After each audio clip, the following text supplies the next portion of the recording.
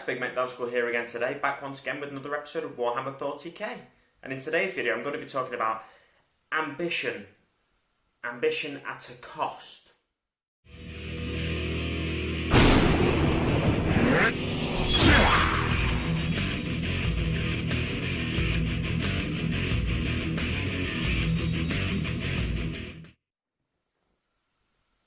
So you may be thinking, when I say ambition at a cost, what exactly do I mean?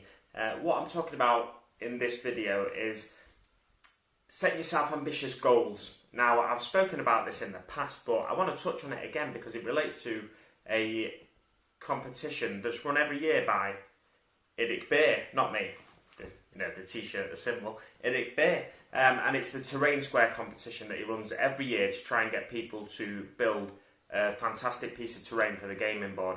Now, it can be as amazing or as simple as you like. Once you decide on what you want to build, you go about building it.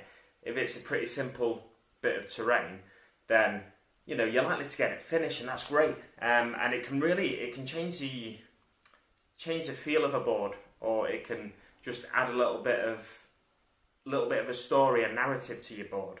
Now, what I tend to do when I enter Nick's Terrain Square competition is I get quite ambitious with it. Now, is it a bad thing that I get ambitious with it? Yes, because I rarely get the project finished in time. Last year I failed to get the project finished in time, and it's still upstairs, unpainted. The piece that I wanted to try and enter, but I didn't get it finished in time, so I didn't end up entering. But is that a bad thing? For myself, it's not necessarily a bad thing, because that's a piece of terrain that I want to put onto a board that's going to be an amazing board. Now, let me tell you about this board.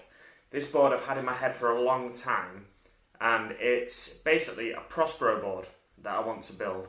So I've got a small pyramid that I entered into Freak and Mythos, Frost and Fist. I entered into a competition they did, Terrain on the Cheap Challenge. Now it's a pyramid about that big on a square piece of board, and it's pretty small in scale. But that kind of made me think, I think I can do a bigger pyramid. I think I can do a complete pyramid. It's like a ruined pyramid, this one. And if anything, on Prospero it'd look like a kind of greenhouse compared to these towering pyramids that they have on Prospero.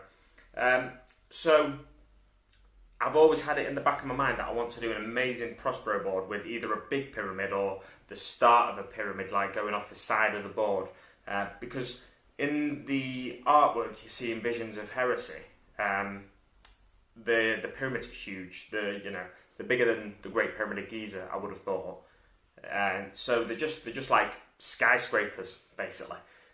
They're massive. They just go up into the clouds almost. But that's the inspiration behind the board I want to build. But does that mean that I should then go ahead and try and build one of those things?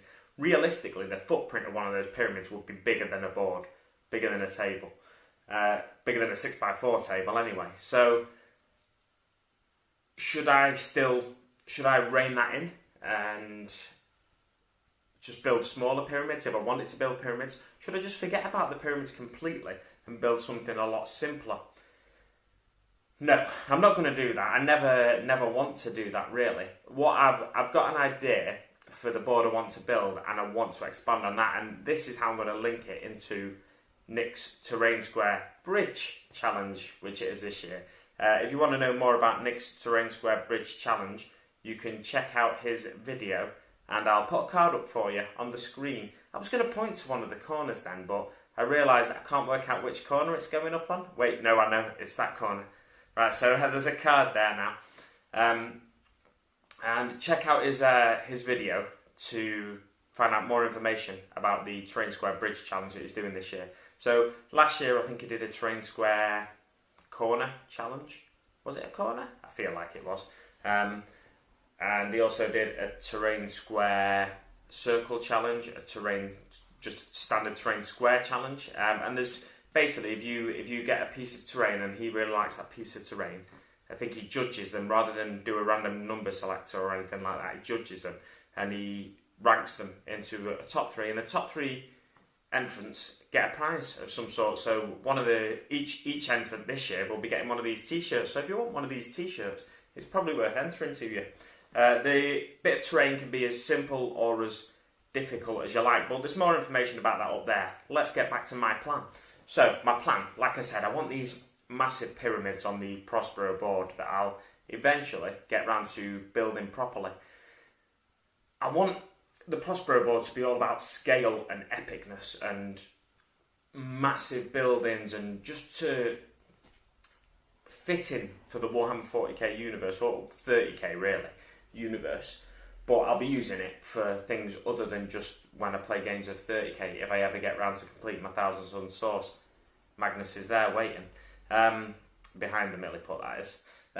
So this board, I want it to be epic. I want it to feel like it's part of a massive planet and a massive universe, and you know, all those epic things. So what I want is, I think I want a pyramid on either side of the board. I don't know whether, I think what I'll probably do is a pyramid rather than just straight sides. I'd want the pyramids to be something you could go up different levels of. So I'll do it more similar to like an Aztec pyramid with level pieces, so you can put troops on there or whatever. Now, how big I make those pyramids affects how big this bridge I'm going to enter into this year's competition will have to be. Because how far into the board they come, there'll only be half pyramids, it won't be complete pyramids. That's the thing to remember as well. So how far into the board these pyramids come will affect how long the bridge has to be. So that's some of the things I'm going to have to think about first. And the bridge itself, it's probably going to have to be about a foot wide at the very least. At the very least, that is. Probably a bit wider than that. And this is where I'm thinking, you know, ambition-wise, is it going to be too much? Is it good? I don't think I'm going to get this project finished in time to enter the competition, but it gets me a step closer to having that completed Prospero board that I do desire and that I do really want. If I wasn't to do that Prospero board though, what would I enter? Something a lot simpler. Something related to Necromunda, I think. I've got Necromunda terrain already, but I want more of it to make it more, you know, a height-focused game rather than just a level surface game. So if I wasn't to go for the big ambitious project, I wanted to rein it in a bit, be more realistic with my abilities. I don't want to say abilities because I think I can build the bigger boards, but it's actually having the determination and the drive to get those bigger boards, those bigger bits of terrain completed. But yeah, it's about weighing up what's right for me in this instance. I think I'm going to go with the Prospero board, but I'm not entirely sure. Let me know what you think in the comments below. Do you think I should go for the big Prospero bridge that's going to be a stretch for me to get complete? I've not even got a complete image in my head yet. I want kind of like I want not a freestanding bridge, like not a suspension bridge, nothing like that. I want it to fit with the feel of Egyptian/Roman sort of aesthetic. So I want archways. Like the terrain project I entered last year was a big, like a marble arch kind of thing, Arc de Triomphe. You know, but it had three big archways in, and you could stand troops on top of it. And I want it to have that sort of viaduct, sort of archways feel. So rather than a bridge, it'll be a viaduct. But I'm sure that'll be fine to enter into the competition. But it's going to have to be big. If I wasn't to do that, the Necromunda one would be something I'd want to build it myself. I wouldn't really want to use the GW kits because I feel like that was cheating. I've still not finished them Necromunda kits that I started on a while ago. So I could try and tie in a bridge for that, but I think my mind is more excited and more driven by the idea of trying to get this bridge for a Prospero board. What I'd probably do is put at one end of the board, put half or a piece of a pyramid either side, and then the bridge going across somehow. So it's almost like a fortified end of the board compared to the other end of the board, which would be slightly more lower pieces of terrain and a bit more sparse terrain-wise than this end of the board. And yeah, so let me know what you think in the comments below. Do you think I should go for the big ambitious one, or do you think I should go for the less ambitious one? I mean, I could do something for the Prospero board that's less ambitious, but what would I connect that bridge to at either end? So I think I might as well go for this big 2 foot long viaduct, and then the pyramids on either side. The problem is with building the bridge first, I don't know the angles at which the pyramids are going to be going up. So that's a bit tricky. I don't know how tall I want this viaduct to be, but I think I want it to be quite tall. Taller than a knight at the very least. Similar to my archway from last year. Probably a similar height to that, in fact. So yeah, my ambition is probably pulling me towards this.